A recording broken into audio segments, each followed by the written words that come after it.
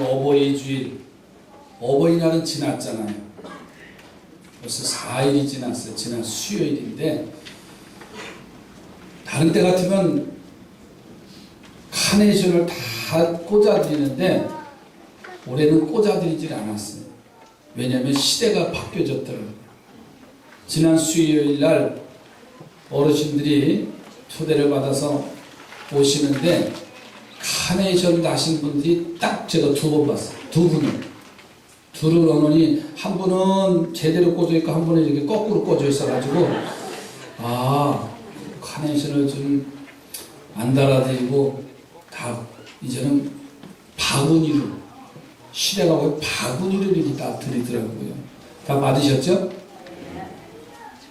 금방 기억이 안 났습니까? 카네이션 다 받으셨죠? 네. 대답이 아직도 이렇게 현찮으신 것 같은데, 어머니의 날, 부모님의 날은요 1년 360일이었으면 좋겠어요. 어린이의 날은 딱 하루. 왜냐면 이분들이 버릇이 없어. 매일 대접만 받으려고 하니까는요 버릇이 없고요. 부모님의 날은 1년 365일이 됐으면 좋겠어요. 바로 그게 오늘 설교입니다. 우리가 부모님들의 아름다운 헌신으로 오늘 우리는 이 자리에 서 있어요. 특히 부모님 시대를 생각해 보세요. 더 가난하고 어렵고 힘든 세대에 사셨어요. 그 사랑이 얼마나 귀하고 아름답습니까? 우리가 이 사랑을 기억하면서 우리는 마음을 다하고 정성을 다해서 부모님에게 효도해야 된다는 사실입니다. 인간적인 면에서도 당연히 효도해야 되지만요, 신앙적인 면에서도요, 우리는 효도하는 성도들이 되시기 바랍니다. 효도하는 것이 바로 바른 신앙생활을 하는 것이기 때문에 그래요. 저는 그래서 이 아침에 내 부모를 공경하라는 말씀의 제목을 가지고 이 시간 말씀을 전할 때 큰 은혜가 되시기 바랍니다. 내 부모를 공경하라고 하시는 말씀은 첫 번째로 하나님이 효도를 가장 중요하게 여시기 때문에 부모를 공경하라는 거예요. 오늘 출애굽기 20장 12절의 말씀에 내 부모를 공경하라, 그리하면 내 하나님 여호와가 내게 준 땅에서 내 생명이 길리라 했어요. 하나님께서 모세에게 호렙산에서 십계명을 주시지요. 그 십계명을 보면 모든 법의 기초가 되는 아주 중요한 것만 담겨져 있어요.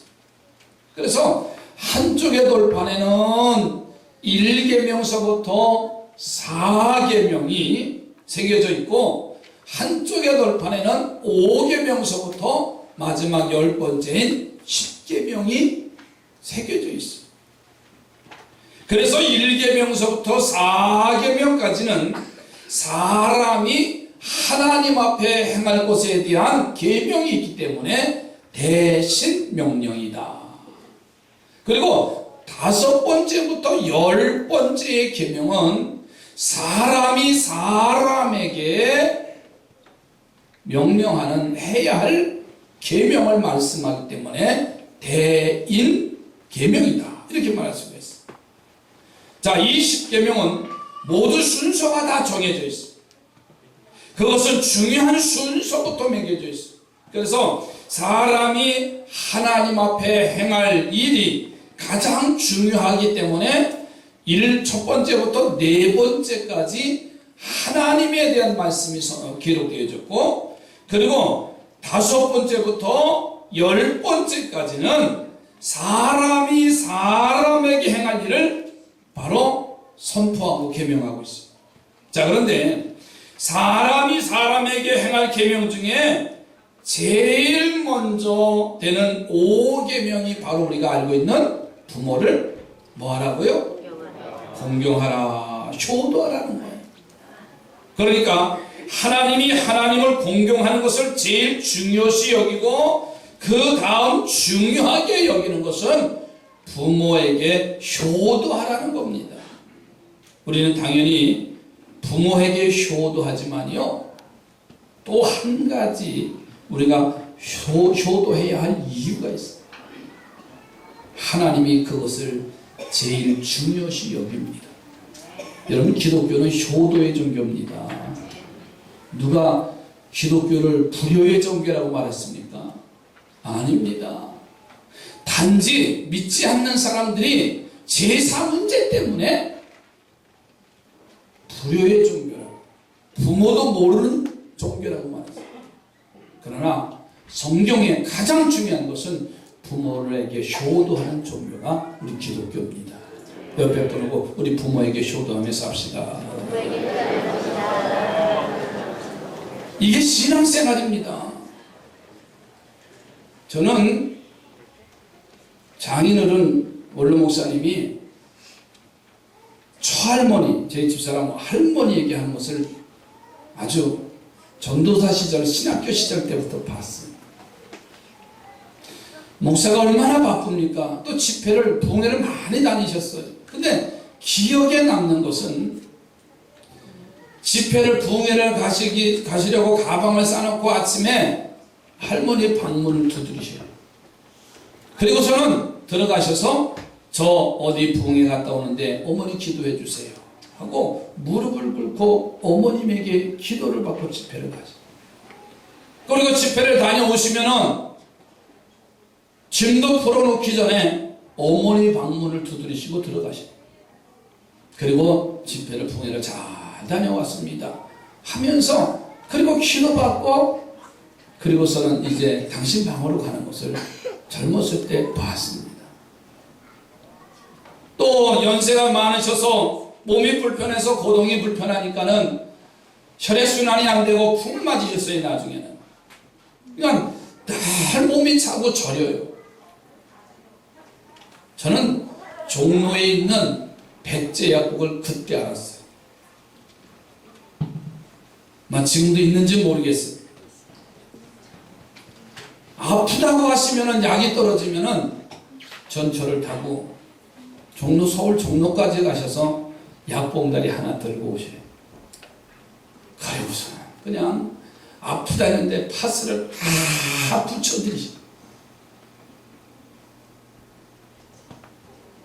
그리고 그 할머니는 지금 자교교에 목회하고 있는 큰처남 신현구 목사가 군대에서 휴가를 왔어요.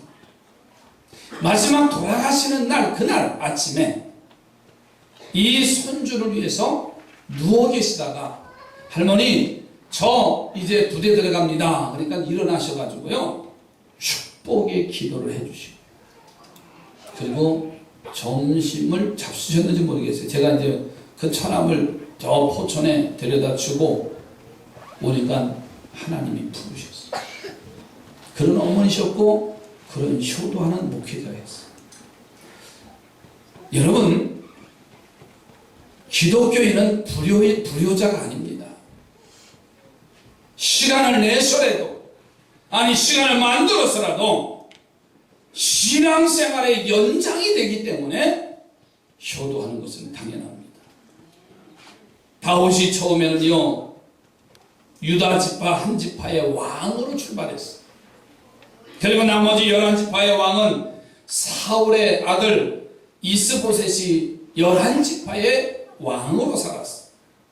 이 이스보셋이 군대장관 아브넬과의 사이가 나빠져서 아브넬은 다윗에게 망명했다가 요압 장군에게 죽임을 당합니다. 그리고 이스보셋은 네갑과 바나에게 암살을 당해서 하루아침에 이스라엘의 11지파는 그들이 왕이 없어요.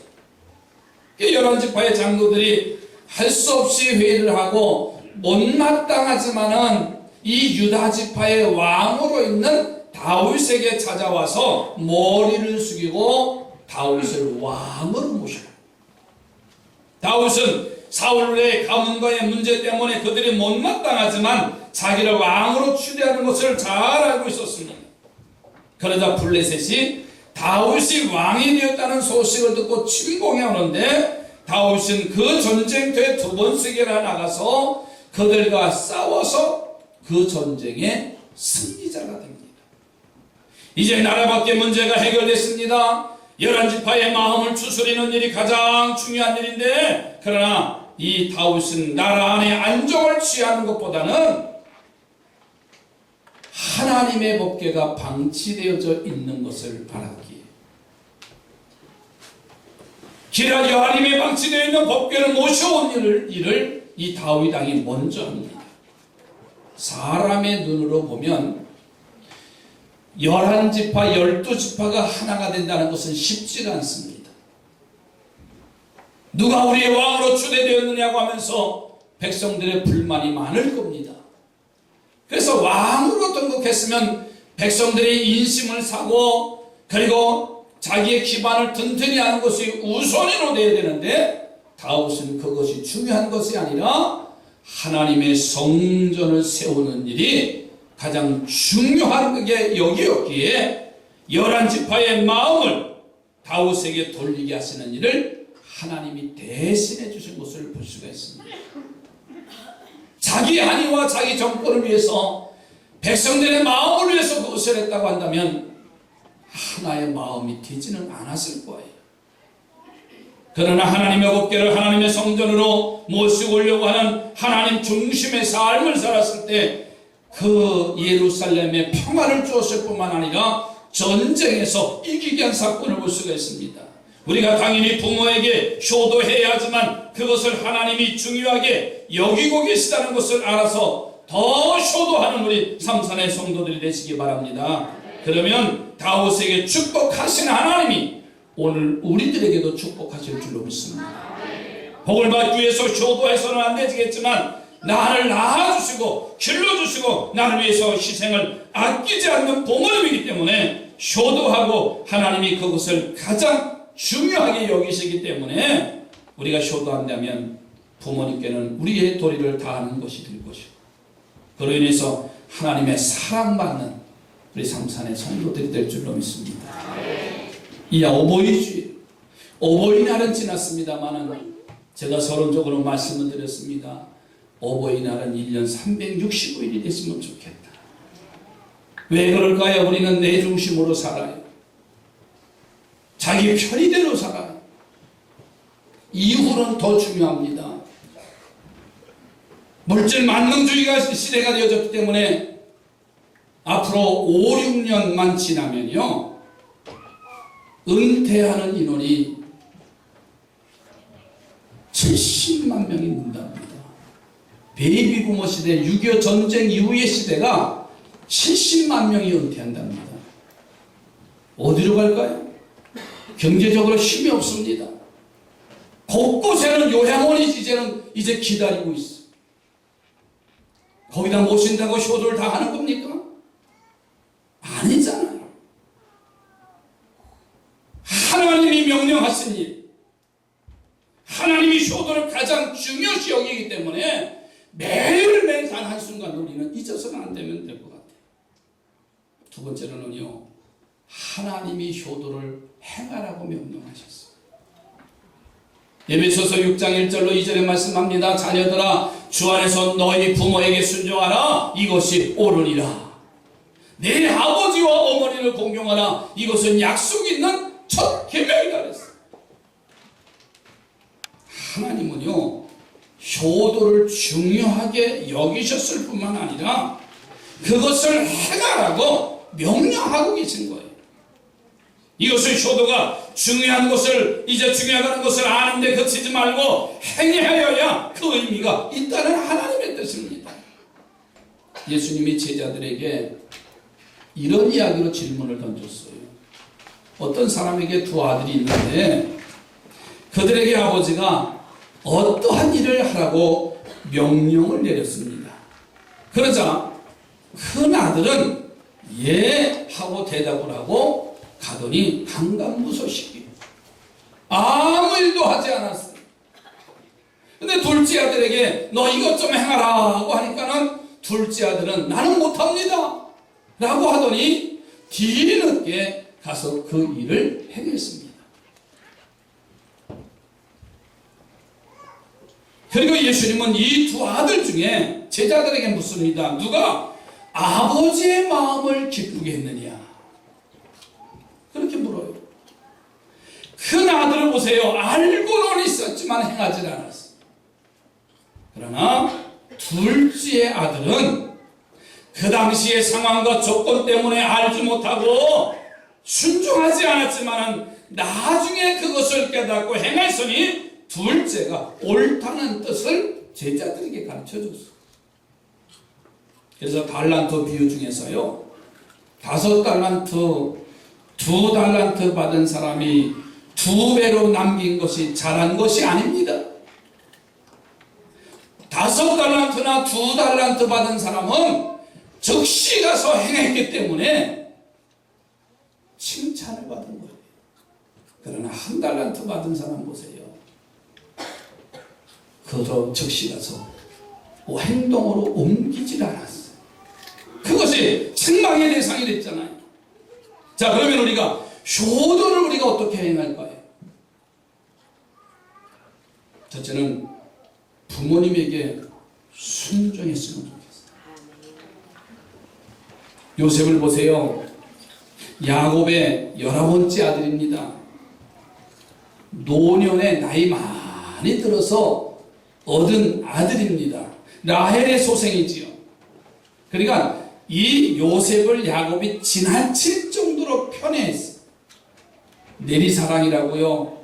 나이가 많이 들어서 낳은 자식이 그렇게 사랑스럽대잖아요. 아닌가요? 제 친구 목사는 늦게 나가지고 40이 다 돼가지고 나가지고요. 이제 중학교 1학년이에요. 하는 말이 꼭 장난감 가지고 노는 것 같은데 아들을 아주 껴안고 막 그렇다는 거예요. 그러니까 그렇게 젊었을 때는 모르는데 나이 들면, 그러니까 이 야곱이 요셉도 사랑하는 라헬의 몸에서 났으니 얼마나 사랑스러워요. 다른 자식보다는 더 마음이 끌리는 그런 자식이었어요. 문제는 그의 형들의 미움이었어요. 창세기 37장 4절에 가서 보니까 그의 형들이 아버지가 형들보다 그를 더 사랑함을 보고 그를 미워하여 그에게 편안하게 말할 수 없더라 그랬어. 그냥 마음으로 미워하고 끝나는 것이 아니라 매우 공격적인 언어로서 이 동생 요셉을 형들이 미워하는 거예요. 그 후에 요셉이 꿈을 꾸고 이야기하니까 형들은 더 노골적으로 이 동생 야곱을 더 싫어했어요. 이런 형들의 미움을 요셉이 모를 리가 없습니다. 후에 감옥에 갇혔을 때요, 떡 맡은 관원장과 술 맡은 관원장이 잡혀 들어오잖아요. 그들이 이상한 꿈을 꾸고 근심하고 있을 때 이 요셉이요, 그들의 얼굴을 보고 무슨 일이 있느냐, 그래서 그들의 이야기를 하고 그 꿈을 해몽을 해주잖아요. 여러분, 이 정도의 남의 마음을 아는 요셉이 형들의 마음을 모를 리가 없습니다. 그런데 그 형들이 멀리 양을 치러 나가자 아버지 야곱은 그들에게 요셉에게 심부름 시켜요. 야, 형들에게 먹을 것을 좀 갖다 줘라. 그 심부름을 보냅니다. 아버지와 함께 있을 때는 아버지 때문에 말로만 미워하지만 아버지가 없고 멀고 외딴 곳에 갔을 때 형들의 미움이 말로만 끝나지 않았을 것을 요셉은 너무나도 잘 알고 있습니다. 그러나 요셉은요, 아버지의 말씀에는 순종을 합니다. 그래서 창세기 37장 13절에 보면 요셉이 아버지에게 대답하되 내가 그리하겠나이다 이렇게 대답을 해요. 그리고 세겜으로 형들을 만나러 갔는데 그곳에서 형들이 있는 게 아니에요. 형들을 찾아 못 나니까 주변에 수소문해서 다른 곳에 있는 형들이 도단에 있는 곳, 거기까지 이 요셉이 찾아갑니다. 아버지가 야 어디쯤 있을 것이니까 거기 가면 형들을 만나고 이제 이것을 전해주고 돌아오라. 그래서 거기 형들이 없으면 아마 요즘 아이 같으면은 가보니까 형들이 없는데 돌아왔습니다 그랬을 거예요. 근데 이 요셉은요 수소문을 해서 아버지의 명령이니까는 그 형들이 있는 곳까지 가서 아버지의 심부름을 하고 옵니다. 올 리가 없지요. 형들의 마음이 어땠어요? 때는 이때다. 요셉을 죽이려고 하잖아요. 그래서 웅덩이에 던져버리고 지나가는 애굽의 상인에게 팔아요. 여러분, 형들에게 죽을 위기를 당하고 나중에 애굽의 종으로 팔려가는 어려움을 당하지만은 그 순종하는 것이 바로 나중에 총리 대신이 되는 기회가 됐어요. 그때 순종하지 않았다면은요 총리 대신 되는 길이 막혔어요. 이 요셉의 모습을 보며 우리는 정말 부모님에게 순종하는 우리의 삶이 되어지기를 이 아침 결심하기를 주님의 이름으로 부탁을 드립니다. 그리고 부모님을 공경하면서 우리가 살아야 돼요. 부모님을 공경하는 방법이 여러 가지 있지만 아주 중요한 것 세 가지가 있습니다. 첫째로는요, 부모님을 공경하는 방법은 내가 잘 되는 겁니다. 아멘이지요. 자식, 어떤 자식이든지요, 다 부모님의 마음은 하나같이 잘 되기를 바라요. 며칠 전에 그저께 우리 김기승 원사님 셋째 아들이 갈산동 북초등학교 앞에다가 국식집을 내셨어요. 그래서 가서 예배를 드렸더니 권사님이 와 계시더라고요. 근데 어제 이부남선교회 등반을 하고 와서 점심을 거기를 갔어요. 그랬더니 권사님 또 와 계시더라고요. 왜 와 계시겠어요? 제가 물었어요. 권사님, 자녀들이 연락을 했어요? 그랬더니 아니라 그냥 오셨다는 거예요. 부모 마음이 뭘까요? 이제 사업을 시작했으니 그 자식들이 잘 되길 바라는 마음이 아닐까요? 어떤 일이든지 자식들이 잘 되기를 바라는데, 따라갑시다. 내가 잘 되면 된다. 내가 잘 되면 그게 부모님에게 효도하는 겁니다. 그리고 마음을 기쁘게 해드리면 돼요. 물질로 효도하고 마음을 평안하게 해드리는 것이 최고의 효도 선물이 아닌가요? 그리고요, 자주 얼굴을 보여드리면 좋아하시더라고요. 요셉은 총리 대신이 될 때 어쩔 수 없는 사정으로 아버지를 보지 못했잖아요. 그러나 나중에 아버지를 애굽으로 모셔오므로 최고의 효도를 요셉이 합니다. 아들이 살아있고 애굽의 총리 대신이 돼서 자신을 초청한다는 소식을 듣고 기온이 소생해서 창세기 46장 27절 28절에 보니까 이렇게 말해요. 기온이 소생한지라 이스라엘이 이르되 조카도다. 내 아들 요셉이 지금까지 살아있으니 내가 죽기 전에 가서 그를 보리라 하니라.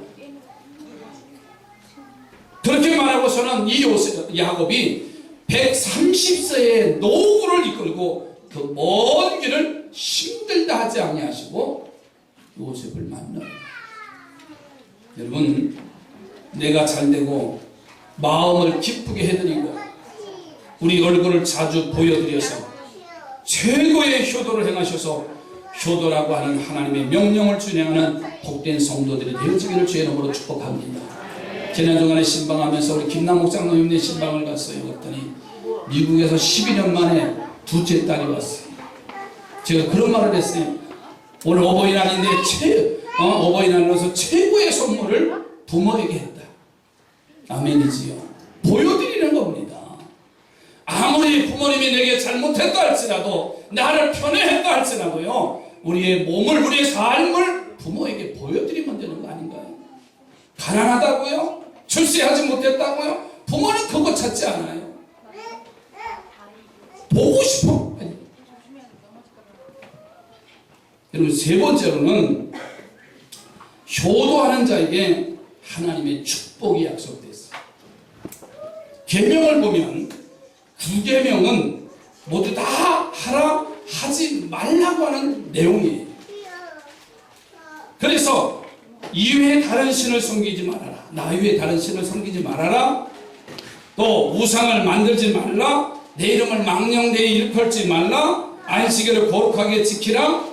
6번째, 살인하지 말라. 간음하지 말라. 도둑질하지 말라. 네 이웃을 거짓 증거하지 말라. 네 이웃의 소유를 탐내지 말라. 이렇게 명령을 했어요. 하라 하지 말라. 그런데 유일하게 5번째 계명을 보니까 부모를 공경하라. 그 말로 끝나지 않았어요. 그리하면 장수하는 복을 주시겠다고 약속하셨어요. 할렐루야. 출애굽기 20장 12절에 내 부모를 공경하라. 그리하면 네 하나님 여호와가 내게 준 땅에서 내 생명이 길리라 했어요. 그래서 바울은 이것을 상기시켜서 에베소서 오늘 6장 2절 3절에 말씀합니다. 네 아버지와 어머니를 공경하라. 이것은 약속 있는 첫 계명이니 이로써 네가 잘되고 땅에서 장수하리라. 이것은 하나님이 다른 계명을 행하는 것은 당연한 것이고 그것으로 끝나지만 부모를 공경하는 것은 당연한 것뿐만 아니라 그런 자에게 복의 복을 더해 주시겠다는 이야기. 얼마나 효도하는 것이 중요하면 하나님이 복을 약속하셨을 거예요. 그것은 더 많은 사람이, 가능하다면 모든 사람이 효도하기를